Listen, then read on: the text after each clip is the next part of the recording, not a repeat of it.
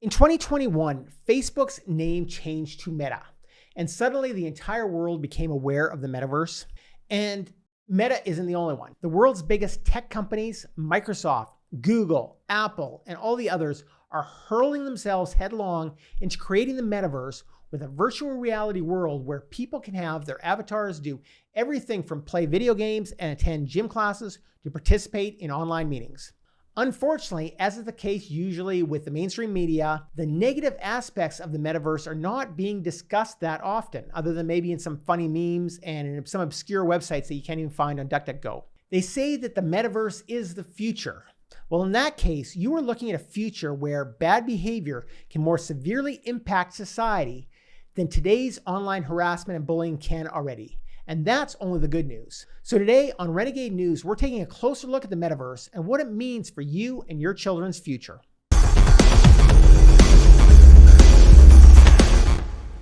Welcome back to Renegade News. I'm your host, Glenn Kowalski. Every week on this channel, we discuss the latest news, strategies, and tactics for breaking free from the system, paying less tax, and living anywhere in the world that you want.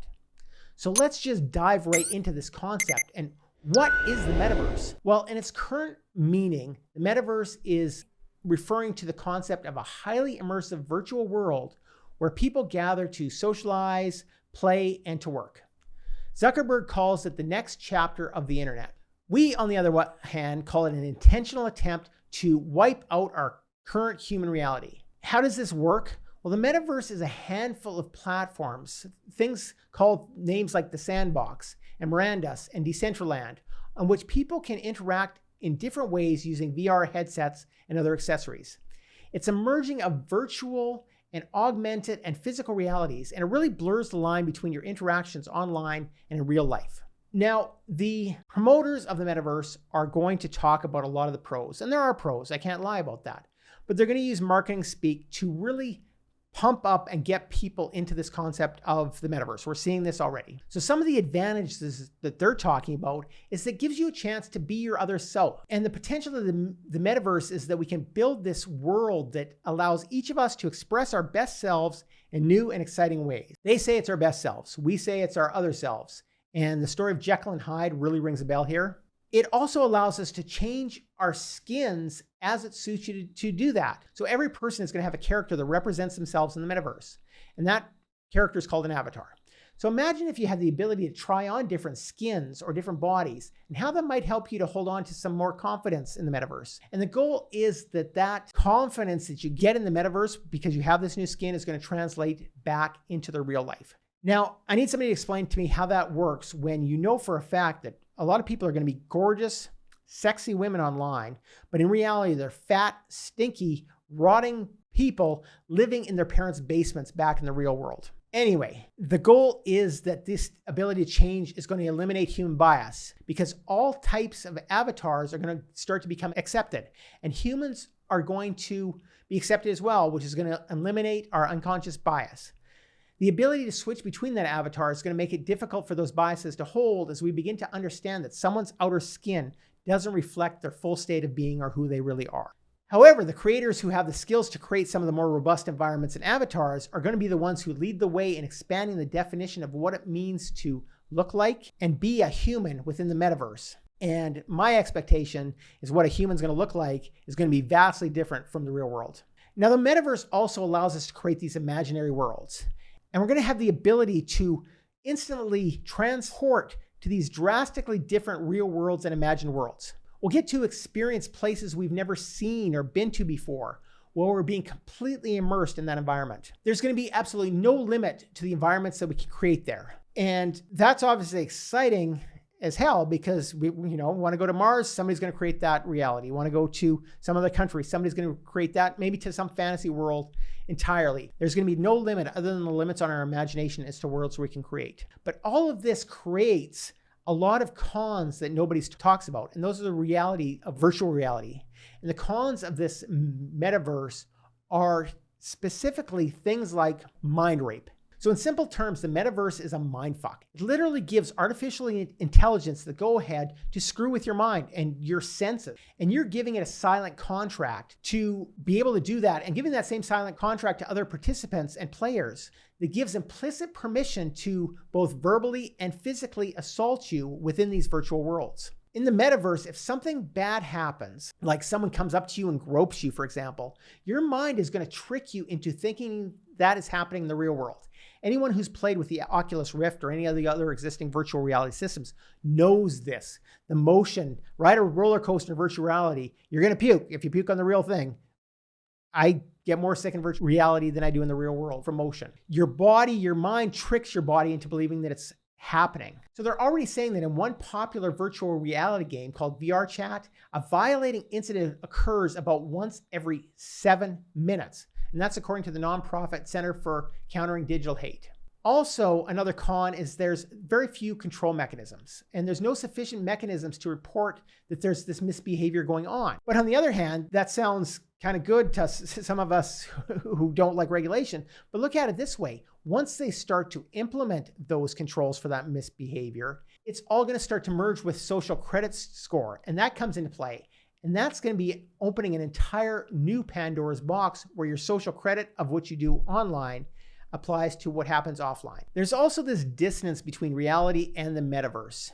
And going from the metaverse that's built around this real-time experience, but then going back into reality where things tend to manifest a lot slower, will be a bit of shock to the system. And it could lead a lot of people to being disconnected from their real life in favor of the world that they're creating within the metaverse. And that's going to create a major impact on our mental health. We're going to have to keep control and be mindful about not disconnecting ourselves so much from real life that it becomes difficult to navigate both the virtual and the real world at the same time. You know, when you're having a meeting with your boss and, going as a Klingon could sound like a whole lot of fun, but it might be a little bit distracting or even offensive to some people. So we have to be able to keep the play worlds and our virtual reality worlds separate like we do in real life, but there's so much more potential to abuse that within these virtual worlds. In addition, the metaverse means taking our real world and enhancing it with augmented reality. And you've seen augmented reality on TV shows and movies. It's when there's this digital overlay on the human experience and what you're seeing and living in the actual real world. So you're going to see both the real world, and then you're going to see information about that world augmented at the same time. A heads-up display taken to the next level. And it's going to be really important for us to be able to balance out our experience of what the real Earth has to offer us in the real world while we use the technology to learn more about it and expand that and learn about things that we need to experience without going over that line. And once again, this all sounds exciting and has a lot of potential and is something that we should look forward to. However, it means that all the bad things that can happen gets magnified. And what makes this metaverse toxic behavior different from the toxic behavior we already have in virtual reality? Well, things like harassment, assaults, bullying, hate speech, they're already rampant in these virtual reality games that exist. And those games are all going to be part of the metaverse. However, as Meta and other big companies make this metaverse their platform for the future, the issues are likely to be magnified because the company's reach is now expanding over billions of people, not just a few people who choose to play a single virtual reality game. Zuckerberg demonstrated what the world could look like using both virtual and augmented reality as part of our human experience. Now, he's promised that he's going to build it with privacy and safety in mind. Do we believe him? Probably not, given our past experiences with these big tech companies. I mean, back in March of 2021, Andrew Bosworth, who's a Meta executive who's going to become the chief technology officer in 2022, wrote in an employee memo that moderating what people say and how they actually act in the metaverse at any meaningful scale is going to be practically impossible. The metaverse is especially concerning in respect to what children may encounter in there. Abusers could target children through chat messages, in a game, or by speaking to them directly through the headsets. And these actions are very difficult to document. But VR adds this whole other world of complexity to what we already have, the problems that we already have in social media with these issues already. And just the ability to pinpoint someone who's a bad actor and to block them indefinitely is really still being developed. And in the meantime, getting mind raped by the metaverse is really a free-for-all that we're giving permission to them to do. So the metaverse definitely has some exciting future potential, and it's a bit like the Wild West, and that appeals to us as renegades. We like this Wild West. We like the excitement of it. And we certainly, a lot of us anyway, like the technology, but we have to remember that the people who are going to control it and who are going to have all the power in the metaverse are the same big tech bad actors that we're dealing with on social media and other big tech today. I mean, remember how many pedophiles that are operating in big tech platforms right now that they say they can't track down. But yet someone who made a donation to the Canadian trucker convoy or gave out alternative health advice that they didn't agree with got shut down and tracked down instantly. Do you think the metaverse is going to be any different with the same big tech companies following the World Economic Forum's teachings when those are the guys who are in control? And besides, renegades are building exciting lives for themselves here in the real world. To do that, you need to have real world tactics and strategies to break free from bureaucrats, bankers, bosses, and borders. So subscribe to Renegade News right now for the latest strategies on living a freer life in this unfree world. And check out the video that you see on the screen right now for the latest videos on the best places to live here in the real world, how to use crypto here in the real world, and how to internationalize and become self-sufficient here in the real world. I'm Glenn Kowalski from Renegade News, and I'll see you over there.